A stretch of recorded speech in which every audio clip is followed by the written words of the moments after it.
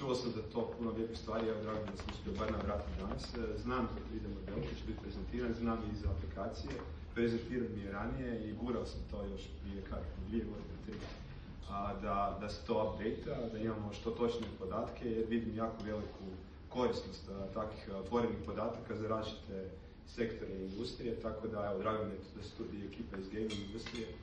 i vjerujem da ćete moći super upotrijebiti te podatke, neću sad reći za kakve vrste igrica i pucačine vjerojatno i tako dalje, ali u svakom slučaju baš nekako vjerujem u gradskoj upravi u ovakve formate gdje onak se u manjem krugu može raspraviti neke sinergije oko IT rješenja i podatka koje ima gradska uprava, a s druge strane bi bili korisni i zanimljivi privatnom sektoru, da ih obradi, da ih iskoristi i da na kraju pruži neku novu uslugu građanima. Bilo komercijalnu uslugu, bilo besplatnu uslugu, poput Gonga koji je kao udruga građana napravio ovaj parlametar,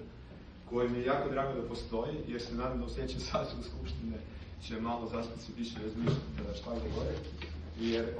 je vrlo lako izvući šta su govorili i svake gluposti koje su tamo nekada govorili,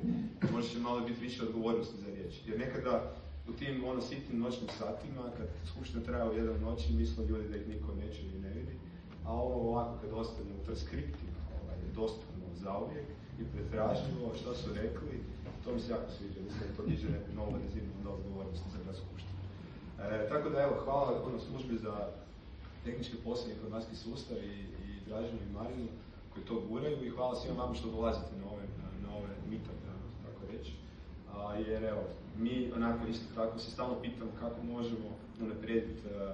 digitalizaciju, šta je to što zanima druge aktere, koji su to podaci koji bi bili prioritetni, da ih nekako otvorimo, da ih posložimo, strukturiramo, kako da oni budu što dostupniji, što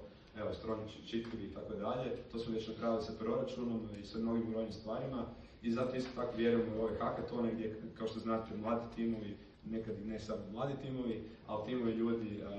razmišljaju na koji način neku potrebu za sportom ili jednu aplikaciju gdje ćete vidjeti svi kulturni sadržaj, na koji način bi oni smislili takve aplikacije i onda mi to financiramo kao grad do konačnog rješenja. Tako da ima tu više formata